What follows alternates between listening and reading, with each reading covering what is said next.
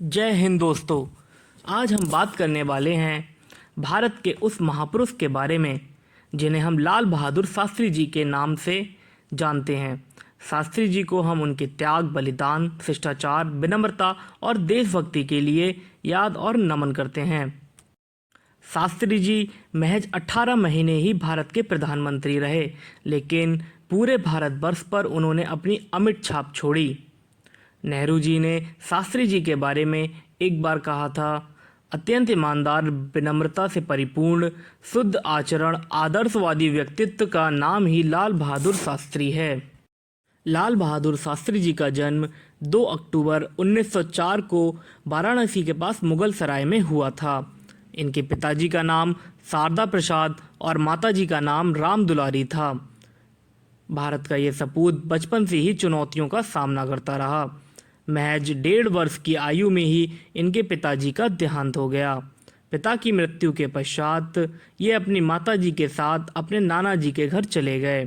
शास्त्री जी रोजाना नंगे पैर पैदल चलकर शिक्षा प्राप्त करने के लिए स्कूल जाया करते थे।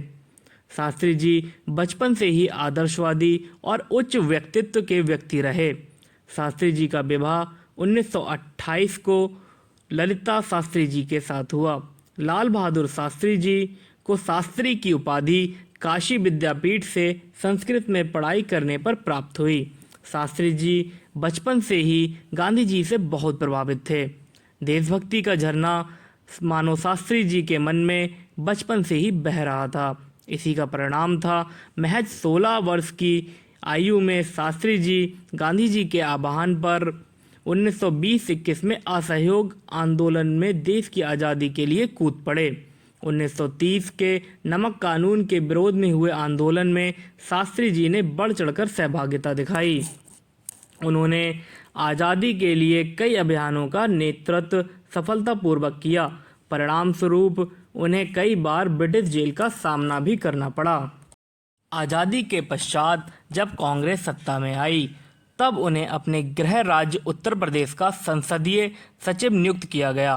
शास्त्री जी के नेतृत्व और कार्यकुशलता और काम के प्रति ईमानदारी को देखते हुए जल्द ही उन्हें गृह मंत्री पद की शोभा बढ़ाने के लिए भी नियुक्त कर दिया गया। शास्त्री जी रेल मंत्री के पद की शोभा भी बढ़ा चुके थे। शास्त्री जी विचारों और भाषणों से पूरा देश इतना प्रभावित था, जिसका सीधा लाभ कांग्रेस को चुनाव में होता था। शास्त्री जी ने दुग्ध उत्पादन को बढ़ाने के लिए श्वेत क्रांति को भी बढ़ावा दिया। सन 1961 में लाल बहादुर शास्त्री जी देश के गृह मंत्री के रूप में कार्यरत थे और फिर आया वह दिन जब भारत देश को एक शिष्टाचारी, उच्च आदर्शों वाला प्रधानमंत्री मिला। 9 जून 1964 को शास्त्री जी ने भारत के प्रधानमंत्री के रूप में शपथ ली। शास्त्री जी ने विदेशी देशों से संबंधों पर खासा जोर दिया, जिसका सीधा फायदा 1965 के भारत पाकिस्तान युद्ध में भारत को प्राप्त हुआ। लिहाजा भारत ने 1965 के भारत पाकिस्तान युद्ध को जीत लिया।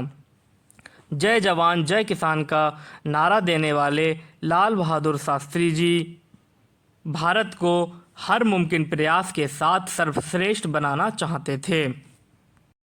फिर आया वह अत्यंत दुखद दिन जब भारत माता का यह लाल, अत्यंत विनम्र और उच्च विचारों वाले शास्त्री जी हम सबको छोड़कर सदा सदा के लिए पंच तत्व में विलीन हो गए। सन 1966 को लाल बहादुर शास्त्री जी समझौते के लिए आयूब खां से मिलने ताशकंद, अफगानिस्तान गए। 11 जनवरी सन 1966 को ताशकंद में ही लाल बहादुर शास्त्री जी ने अपनी अंतिम सांस ली। लाल बहादुर शास्त्री जी को विनम्रता से प्रणाम करते हुए इसी स्नेह और प्रेम के साथ हम उन्हें याद करते रहेंगे, ऐसी मैं आशा करता हूँ।